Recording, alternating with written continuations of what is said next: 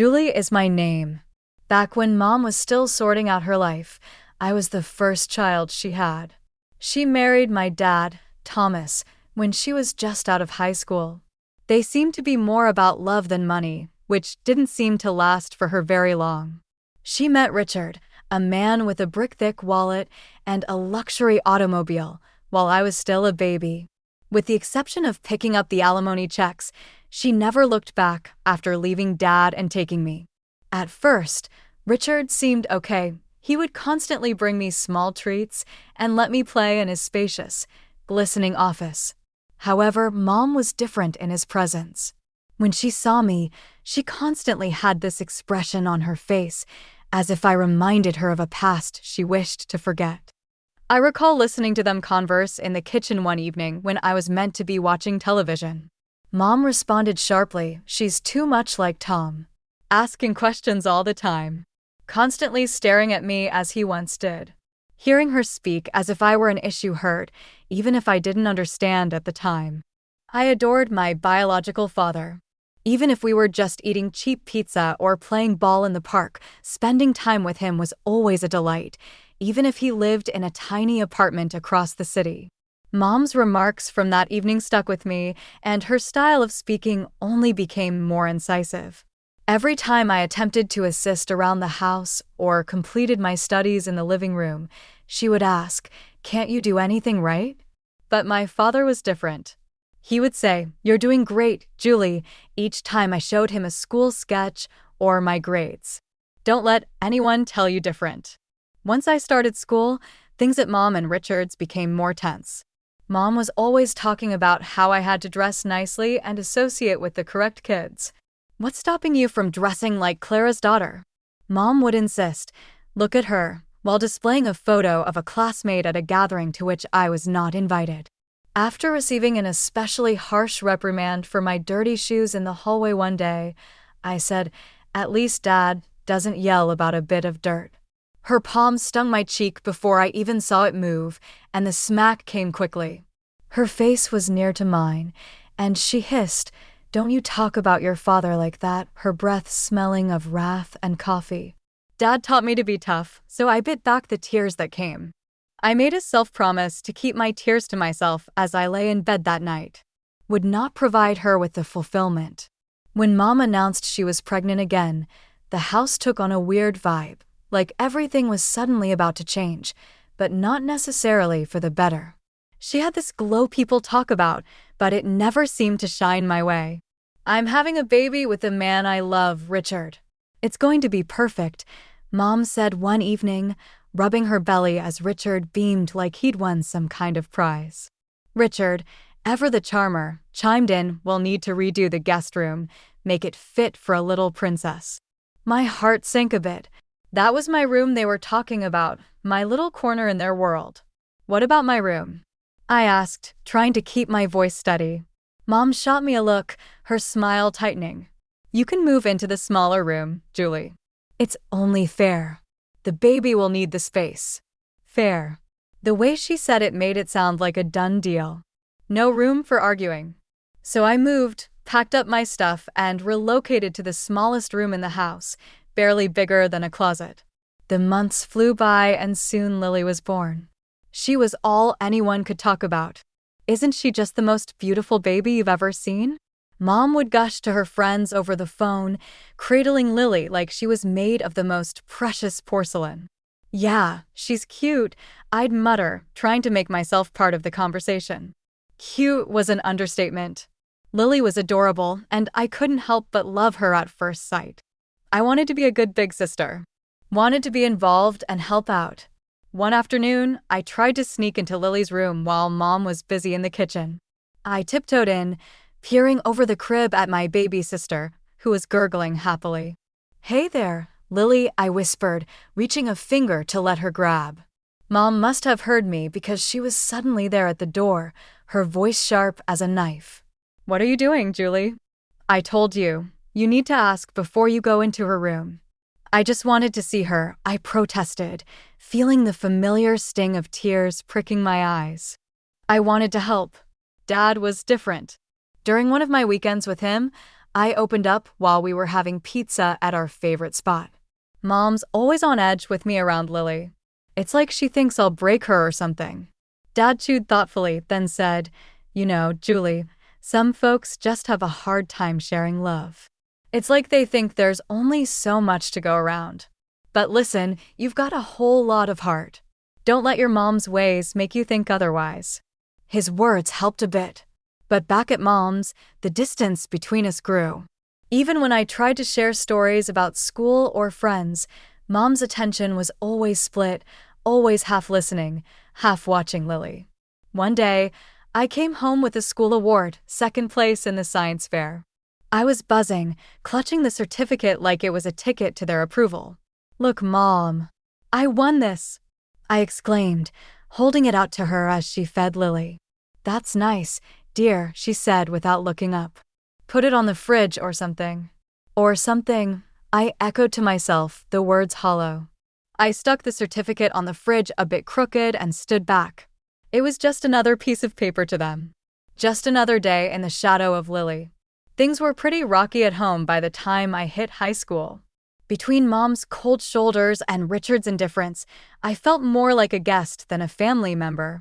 It was around then that the bomb dropped. Mom decided it was time for me to go live with Dad permanently. The day she told me we were having dinner. It was one of those rare moments where it was just her and me at the table. Richard was late from work and Lily was already tucked in. "Julie, we need to talk about your future," Mom started, pushing her food around her plate with a fork. There was no warmth in her voice, just a cold, businesslike tone that immediately put me on edge. "What about it?" I asked, trying to sound casual, but my heart was racing. "We've been discussing things, and we think it's best if you move in with your father. With the new baby coming, things here are, well, they're complicated." I almost choked on my water. "Move in with Dad? But why? I thought everything was fine here."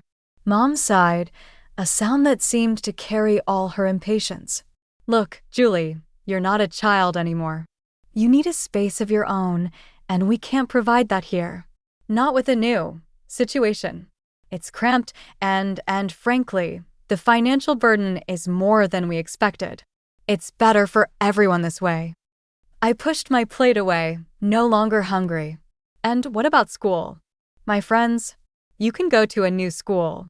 Make new friends," she said, as if it were that simple. As if I could just erase my life and start over with no problem. The next few weeks were a blur. I packed up my things, my world shrinking into boxes, books, clothes, the few keepsakes that meant something to me. Richard barely said goodbye. And Lily, too young to understand, gave me a confused hug. Moving day was tough. Dad lived on the other side of town in a modest apartment. It was clean but cluttered with memories of a life paused since Mom left him. He was standing there, waiting for me with open arms and a worried smile. When I arrived, the apartment was nothing like the house I'd grown up in. My new room was half the size of my old one, with walls that needed paint and a window that looked out at a brick wall. But it was quiet and Dad was trying. The first day at the new school was brutal. As I walked down the crowded hallways, I could feel the stares, hear the whispers. "That's the new girl," they'd say, as if I were some kind of oddity. In class, I kept to myself, doodling in my notebook, trying to block out the murmurs. When the bell rang, I was the first out the door, not wanting to linger. At home, Dad noticed my mood. "How was school?" he asked, trying to keep his tone light. "It was fine," I lied, shrugging off my coat and dumping my bag by the door. "If it gets tough, you tell me, okay? We're in this together." "You're not alone, Julie." His words meant a lot, but the loneliness I felt was deep, gnawing. It wasn't just about missing my old friends or the big house. It was about feeling unwanted, pushed out because I was too much of a burden. Adjusting to life at Dad's wasn't easy, but I figured out pretty quick that if I didn't pull myself together, things would just get worse. I woke up one morning, looked around my cramped room, and decided it was time to take charge of my life. "No one else is going to do it for me," I muttered under my breath. Dad noticed the change in me almost immediately. Over breakfast one day, He looked up from his coffee and said, "You're looking more determined these days, Julie.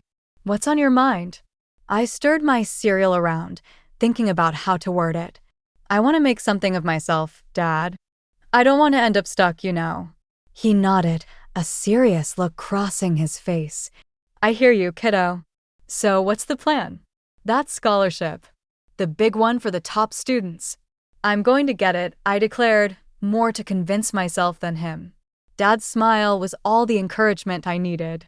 "If anyone can get it, it's you. Just tell me what you need from me." School was tough, with long hours spent catching up and even longer evenings buried in books. My teachers noticed the shift. Even the tough ones seemed to respect the grind. Mr. Jensen, my math teacher, kept me after class one day. "Julie, your work has improved dramatically. What's the interest?" "I need that scholarship," I replied bluntly, packing up my stuff. "I've got plans, and they don't include being stuck here forever." Mr. Jensen studied me for a moment, then nodded slowly. "Well, keep at it, and let me know if you need extra help. I'm here." Making friends wasn't easy, but I managed to find a few people who didn't seem to mind that I wasn't all fun and games. During lunch, I'd sit with Maria and Luke, two kids who weren't exactly at the top of the social ladder, but knew how to laugh. "So, Julie, you're like a library ninja now, huh?" Luke joked one day, nudging me as we sat down with our trays. I cracked a smile. "Yeah, gotta be stealthy if I want to snag the best study spots." Maria chimed in, her voice soft but sincere. "It's cool what you're doing, Julie." Most wouldn't bother. The days rolled into months, and the pressure mounted as application deadlines drew near. Dad was my rock, always there with a hot meal and a listening ear whenever the stress got too much. The day I got the scholarship letter, my hands were shaking as I tore it open. Dad was right there, holding his breath. I scanned the words, my heart pounding in my chest. And then I whooped so loud I swear the neighbors heard. "I got it, Dad. I got it." I jumped up, the letter flapping in my hand like a flag of victory. Dad swept me up in a big hug, laughing and cheering right along with me. "I knew it. I knew you could do it." As I packed up my things for college a few months later, I felt ready.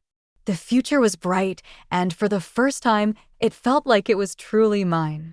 I was leaving, but I was taking all these lessons, all this love, and hard-earned wisdom with me. After graduating with honors and establishing a solid career, I felt like I was finally on stable ground. I was 28, doing well professionally, and had just started seeing a wonderful guy from work, Jack, who had been nothing but supportive. Then, out of nowhere, my mom called. We hadn't spoken much since I moved out, but suddenly, here she was back with a request. Or more like a demand.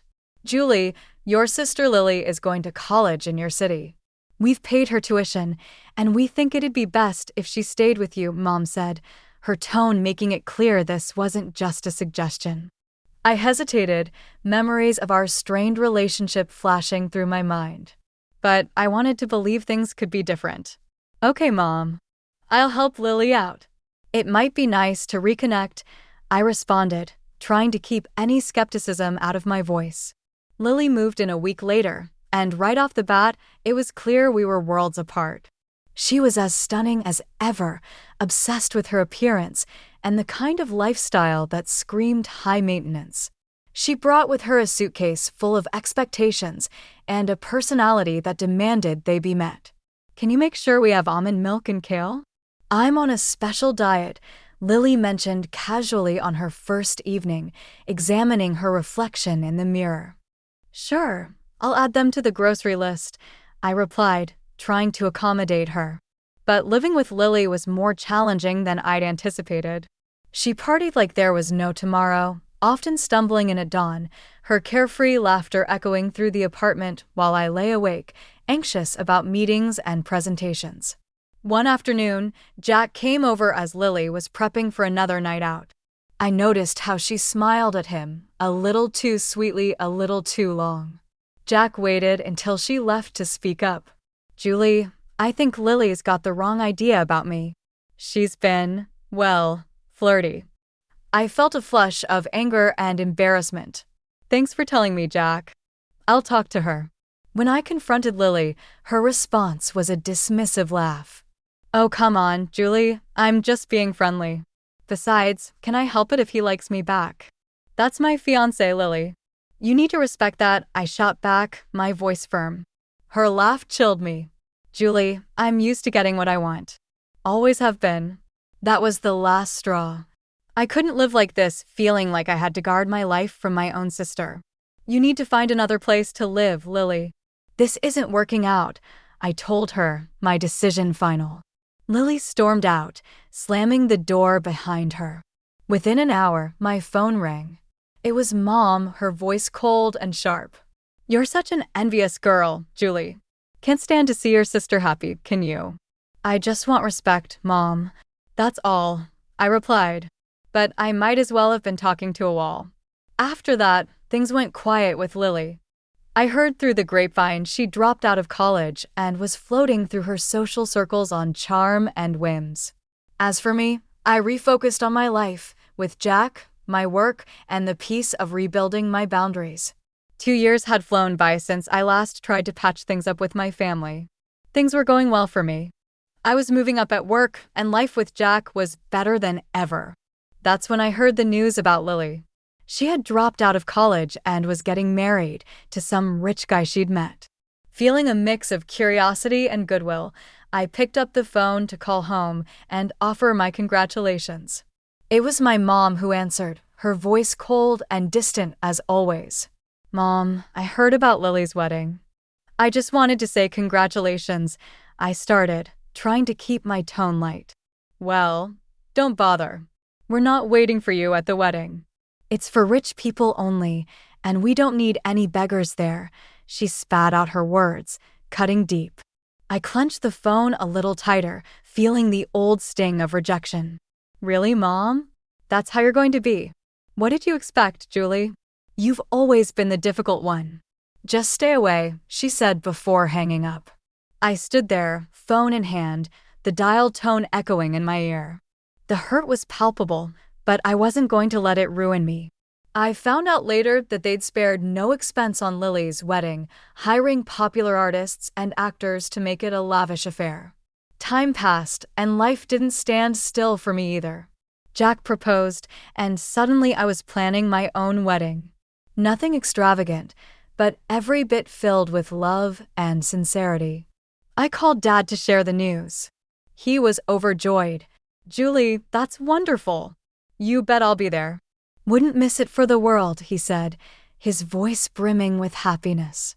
Encouraged by Dad's reaction, I made one last attempt to bridge the gap with my mom. I dialed her number, my heart racing as I waited for her to pick up. Mom, I'm getting married. I want you to come, I said, holding my breath. Her reply was as chilly as a winter breeze. No, Julie. Not interested in attending some modest gathering of losers. Count me out. I swallowed hard, fighting back the hurt. All right, Mom. Take care, I said and hung up, knowing it was probably the last time I'd invite her into my life. Our wedding day was simple, but beautiful. Dad walked me down the aisle, his presence a steady comfort. The room was filled with genuine smiles and heartfelt congratulations, a stark contrast to the grandeur and coldness of Lily's wedding spectacle. Our modest reception was filled with laughter, dancing, and stories. Jack and I mingled with friends and family who loved us for who we were, not for the money or status we brought. Life was moving along sweetly. Jack and I were thrilled to be expecting our first child. It was during this time, one ordinary afternoon, that my phone rang and the voice on the other end turned my day upside down. It was Mom, and she was not calling with congratulations. Julie, you have to take us in. We're desperate, she blurted out without even a hello. Mom, what's going on? I asked, although part of me didn't want to know. It's all gone wrong. Richard's business tanked. We mortgaged the house for Lily's wedding and now it's all just gone. And your sister's marriage is over. Her husband kicked her out, and he's demanding money for her cheating, she explained hurriedly, her voice edged with panic. I took a deep breath, trying to process the flood of information. Okay, slow down. What exactly are you asking of me? We need a place to stay. All of us. We're coming to your house, she stated matter-of-factly, as if it were the most obvious solution. The request, or rather, the demand, hit me hard. No, Mom. You can't just decide to move in with us. It doesn't work like that. Julie, you owe us. After everything we've done for you, she snapped, her voice sharp and commanding. That struck a nerve. Oh, you mean like how you were when I needed you most? You pushed me out. You chose everything over me. And now you expect me to just open my doors? Her voice rose. You're being selfish, Julie. Where is your family spirit? I am your mother. And you've never let me forget it. But being a mother doesn't mean what you think it does. It's not about debts and demands, I shot back, my patience wearing thin. Her fury was palpable, even through the phone. You'll regret this, Julie. I might even take you to court. Get what I deserve. I couldn't help but laugh, though it was more from disbelief than amusement. Go ahead and try. Dad was my guardian when you kicked me out, remember? What are you going to claim? That your daughter wouldn't let you live off her after you threw her out. There was a pause, and I could almost hear her brain ticking over. This isn't over, Julie, she finally hissed before hanging up. Life after my last call with Mom felt like a fresh start, a true new beginning. Jack and I were busy getting the nursery ready, picking out paint colors and assembling cribs, all while navigating the usual ups and downs of pregnancy. It was a Sunday morning, bright and early, and I was setting up some baby clothes we just bought, folding them neatly into the new dresser. Jack was drilling something in the corner, the electric screwdriver buzzing away. He stopped, wiped his forehead, and looked over at me with a smile. How's it going over there, Julie? Need any help? I've got it, thanks. Just thinking about everything. It's really happening, huh? I responded, running my hand over a tiny soft onesie. It really is. We're going to be parents, Julie. His voice was full of awe and a bit of nervous excitement. Just then, there was a knock at the door. I was surprised. Who could it be this early on a Sunday? Jack went to answer it while I continued organizing. I heard voices, and then Jack called out, Julie, it's for you. Walking into the living room, I was surprised to see my dad standing there, a big grin on his face and a teddy bear in hand. Surprise, he exclaimed. Dad, what are you doing here?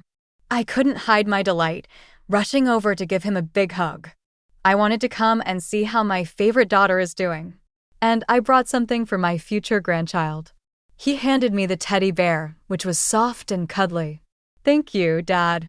It means the world to me that you're here, I said, feeling a bit emotional. We sat down, and Dad looked around at the half-assembled baby furniture and the stacks of baby books. Looks like you're almost ready for the little one. We're trying. It's a lot, but we're excited, I told him, then paused, biting my lip. Dad, I had another call with Mom. It didn't go well. Dad's expression sobered. I heard about it from your mom. She wasn't too pleased, was she? No, she wasn't. But Dad, I stood my ground. I had to. For me, for Jack, for the baby. We need peace here, I said firmly. The day passed with us sharing stories, Dad giving us some unsolicited but amusing parenting advice, and just enjoying being together. It was a good day, one of those days you know you'll look back on fondly. As the sun set, painting the sky in shades of orange and pink, Jack, Dad, and I sat on the porch, a gentle breeze rustling the leaves. Jack put his arm around me, and I leaned into him. You know, despite everything with Mom and all the drama, I feel lucky. We have each other. We're about to start this amazing new chapter, and I have a feeling it's going to be great, I said, looking out at the fading light. Jack kissed the top of my head. It will be. We've got this, Julie. As night fell and Dad said his goodbyes, I felt a profound sense of contentment and readiness for what was to come.